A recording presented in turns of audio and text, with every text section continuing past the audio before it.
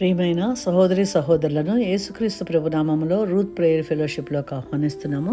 ఈ దినము దేవుడు మనతోటి క్రీస్తుని అనుసరించే వారుగా క్రీస్తుతోటి మన జీవితం ఎలా ఉండాలి అన్నదానికి 1 యోహాను 2 17 వచనం ద్వారా మాట్లాడతాలంచారండి. ఈ వాక్యంలో మనలో ఉండకూడనటువంటి గుణగణాలు, మనలో ఉండవలసినటువంటి స్వభావము, లక్షణాల గురించి దేవుడు మనతో వాక్యం చూద్దాము. 1 యోహాను 2 17 లోకమును దాని ఆశయు గతించిపోవచ్చున్నవి కానీ దేవుని చిత్తమును జరిగించువాడు నిరంతరము నిలుచును. ఈ వాక్యంలో 2 భాగాలుగా కనపడుతున్నాయి కదండి. లోకమును దాని ఆశయు గతించిపోవచ్చున్నవి కానీ అనగా మన జీవితంలో ఏది ఉండకూడదు అన్న దాని గురించి దేవుడు మనకు వివరించాలని చూస్తున్నారండి. మనము క్రీస్తు రక్తంతో కడగబడి రక్షణ పొంది దేవుని చిత్తములో జీవించాలని ఆశపడుతున్నాం కదా.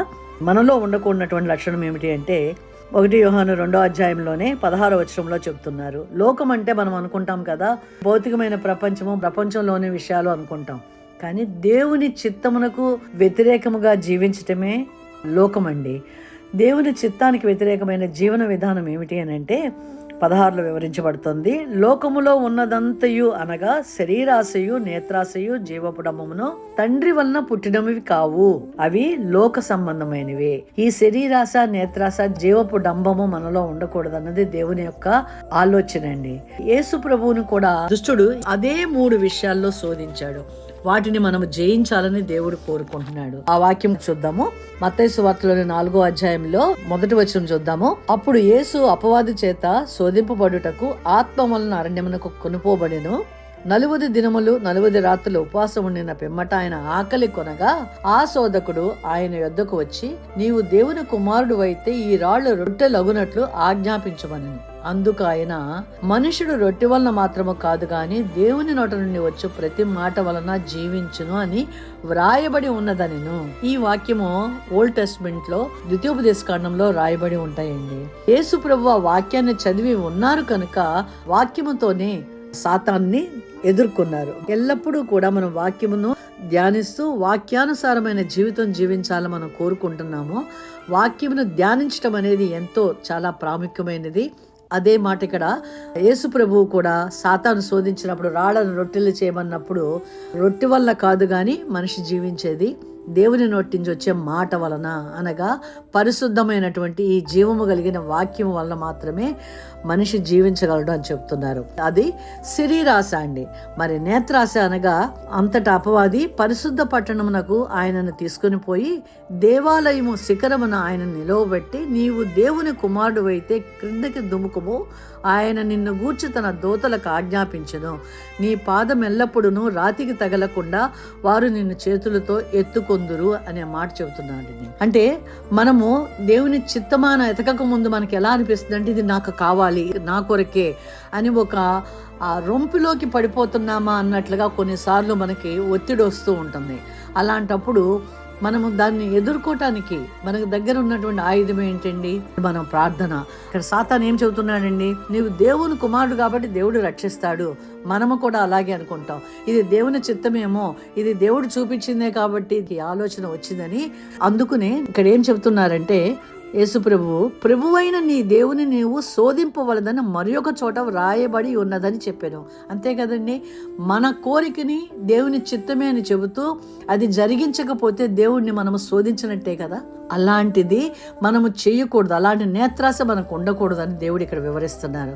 ఇవి లోకంలో ఉన్నవండి. అలాగే జీవపు డంబము యేసు ప్రభువుని శోధించాడు. నీవు సాగిలపడి నాకు నమస్కారం చేసిన ఎడల వీటినన్నిటినీ నీకు ఇచ్చేదనని ఆయనతో చెప్పగా, యేసు వానితో, సాతానా పొమ్ము, ప్రభువైన నీ దేవునికి మొక్కి ఆయనను మాత్రమే సేవింపవలను అని వ్రాయబడి ఉన్నదనిను. సాతాను ఏం చూపించాడండి? లోకంలో ఉన్నదంతా నాకు చూపించేసేసి ఈ మహిమంతా నేను నీకు ఇస్తాను, నువ్వు నాకు సాగిలపడు అంటే అధికారము.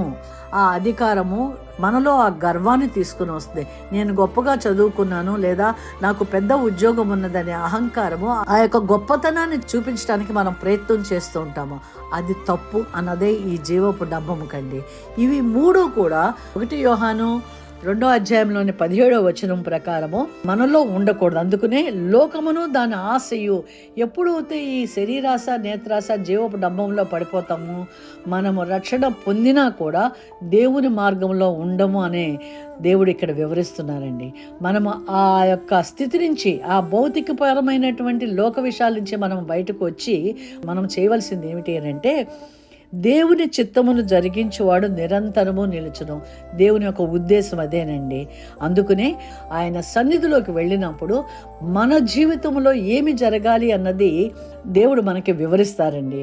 ఇక్కడ రోమాపత్రికలోని 8వ అధ్యాయం 27వ వచనంలో అంటున్నారు కదా, మరియు హృదయములను పరిశోధించువాడు ఆత్మ యొక్క మనసు ఏదో ఎరుగును, ఏలయనగా ఆయన దేవుని చిత్త ప్రకారము పరిశుద్ధుల కొరకు విజ్ఞాపనం చేయుచున్నారు. మన యొక్క జీవితం ఎలా ఉండాలని యేసు ప్రభువు దగ్గరికి మనం వెళ్ళినప్పుడు తండ్రి వద్ద విజ్ఞాపన చేయటానికి మన కొరకు అక్కడ వేచి ఉన్నారండి. అందుకనే హృదయములను పరిశోధించేవాడు ఆత్మ యొక్క మనసు ఏదో ఎరుగును, అనగా మనలో నివసిస్తున్నటువంటి పరిశుద్ధాత్మ దేవుడు మనకు బోధిస్తుండగా మనము లోబడుతున్నట్లయితే మన జీవితములో దేవుని చిత్తము జరగాలని మనతో పాటు యేసు ప్రభువు తండ్రి వద్ద విజ్ఞాపన చేయడానికి మనకి ఇక్కడ ఉన్నారు అని మనకు ఒక గొప్ప ఆదరణ కలగ చేస్తున్నారు.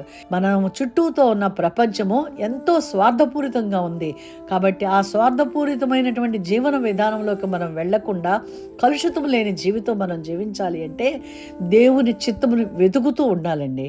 అందుకనే రోమా 12వ అధ్యాయము 2వ వచనంలో చెబుతున్నారు, మీరు ఈ లోక మర్యాదను అనుసరింపక ఉత్తమమును అనుకూలమును సంపూర్ణమునయ్యున్న దేవుని చిత్తమేదో పరీక్షించి తెలుసుకున్నట్లు మీ మనస్సు మారి నూతన మగుట వలన రూపాంతరము పొందుడి.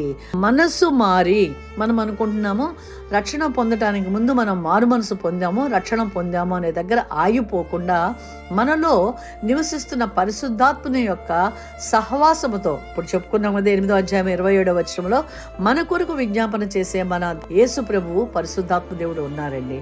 కనుక మనము ప్రత్యేకించబడిన వారము, మనము ఏర్పాటు చేయబడిన జనాంగంగా ఉన్నాము. కనుక దేవుని యొక్క చిత్తం ఏదో అది గ్రహించుకొని మనము శరీరాశ నేత్రాశ జీవపు డంబము అనే ఈ 3 విషయాలలో మనము జాగ్రత్త పడుతూ దేవుని చిత్తమును జరిగించేవాడు నిరంతరము నిలుచును.